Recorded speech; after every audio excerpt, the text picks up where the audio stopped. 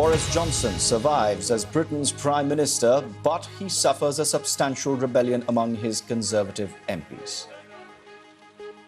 The vote in favour of having confidence in Boris Johnson as leader was 211 votes, and the vote against was 148 votes.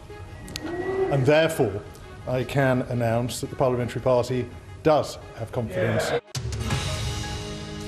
The result means that over 40% of the Parliamentary Party declared a lack of confidence in Boris Johnson, but he remains defiant.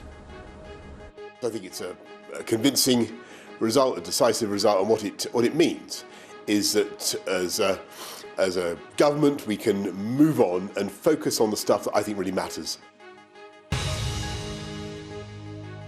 And high-income countries are still too slow in redistributing COVID-19 vaccines, a stark warning from New Zealand's former Prime Minister.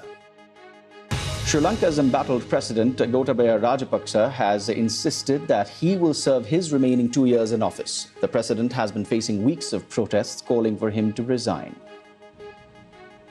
A retired British geologist seen here has been jailed for 15 years for attempting to remove artefacts from Iraq.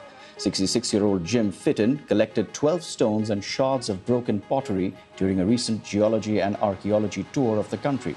Mr. Fitton has insisted he had no idea he was breaking Iraqi laws. A former leader of the far-right Proud Boys group has been charged in the US with seditious conspiracy for his alleged role in the storming of last year's Congress. Enrique Tarrio and 4 other men are accused of plotting that attack.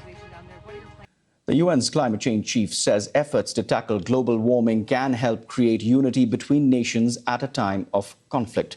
Patricia Espinosa was speaking as negotiators from almost 200 countries having been meeting in Bonn 6 months after the COP26 climate summit in Glasgow.